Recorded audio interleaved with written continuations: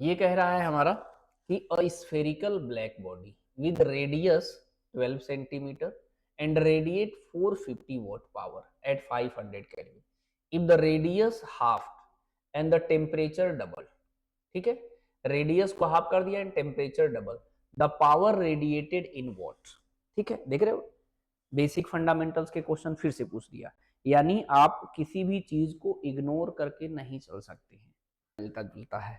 इसमें कह रहा है हमारा कि a spherical black body with radius 12 centimetre, इसको थोड़ा सा छोटा करते हैं, फिर आपको हम सिस्टमेटिकली बताने का प्रयास करते हैं। देखिए, यहां पर कह रहा है हमारे पास एक ब्लैक बॉडी है, ब्लैक बॉडी है। ब्लैक बॉडी में ई की वैल्यू हम लोग 1 कंसीडर करते हैं। ठीक है, इसका रेडियस दिया है 12 सेंटीमीटर। ठीक है, और यहाँ पर पावर कितना रेडिएट कर रहा है जी, 450। इसको मैं P1 मान लेता हूँ। ठीक है, 450 वॉट। यहाँ का टेम्परेचर को T1 मान लेते हैं, कितना है, 500 केल्विन। मेरी बात से सहमत होगी नहीं, सिंपल सी बात। इसमें कह रहा है नॉर्मली, अभी मैंने इसमें पावर का, मैंने आपको क्यू का फॉर्मूला क्या बताया था, Q equal to sigma A E T की पावर 4 इंटू टाइम।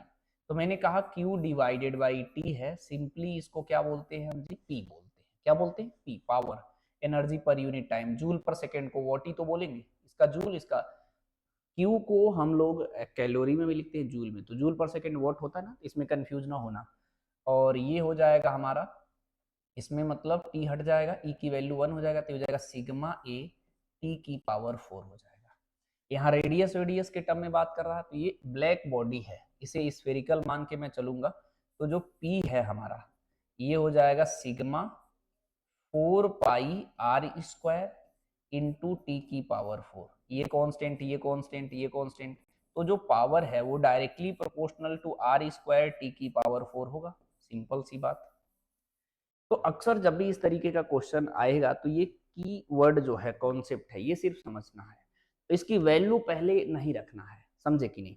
हमसे ये पूछ रहा है कि हमारे पास ये गोला है, फिर ये है, यहाँ पर पावर दे दिया है 450 वोट, और यहाँ पर पूछ रहा है भैया, लेकिन इसका रेडियस अगर r है तो इसके रेडियस को कह रहा है कि r/2 कर दीजिए। If the radius is half and temperature double, यहाँ टेम्परेचर T है तो यहाँ पे 2T कर लीजिए। तो इतना अगर समझते हैं तो ये जो गिवन वैल्यू है उसको लेके परेशान नहीं होना है। अब यहाँ पर जब आप सॉल्व करोगे, या इसको मानिए आप P1 और यहाँ P2 आपको कैलकुलेट करना है, तो P2 divided by P1 equal to क्या हो जाएगा जी, R2 डिवाइडेड बाई R1 का होल स्क्वायर, और क्या हो जाएगा, T2 डिवाइडेड बाई T1 की पावर 4 हो जाएगा। इसमें कुछ करना नहीं है। इसका रेडियस ये 1 है और ये 2 है, समझे। तो R2 को क्या बोल रहा है कि R/2 हो गया है, ये R है, स्क्वायर करिए। T2 इसको T1 है, ये T2 है, तो ये कितना है, 2T डिवाइडेड बाई T है कि पावर 4 है। ये R से R कट जाएगा तो 1/2 का स्क्वायर यानी 2 इंटू 2 हो जाएगा, और ये 2 T से T कट जाएगा, 2 की पावर 4 यानी 2 इंटू 2 इंटू 2 कितनी बार जी, 4 बार। ये इससे हमारा कट गया, ये कितना आया, 4। तो यहां से देखोगे जो P2 की वैल्यू कितनी हो जाएगी, 4P1 हो जाएगा। काम आसान है, ऐसा नहीं है, छोड़ के जाना सही नहीं है मेरे हिसाब से, क्योंकि पढ़ लेने में इजी है। आप पढ़ के जाते हैं, बाई चांस आ जाता है, तो आपको कम से कम यहाँ से, बहुत इजी है, कठिन नहीं है। इसमें नॉर्मल कैलकुलेशन होता है, बहुत वैसा नहीं। आपके पास आया क्या, यहीं पे आप रख सकते हो 4। इसकी वैल्यू कितनी दी है, 450 दिया है। अगर आपको लगता है दिक्कत है तो आप ऐसे किया करो, 4 को लिखो 2 इंटू 2, इतना तो पता हो ना, 45 का डबल 90 होगा। ओरली कैलकुलेशन कर सकते हो, 2 इंटू 45 कितना हो गया, 90। तो ये 900 2 से मल्टीप्लाई करोगे तो 1800 हो जाएगा।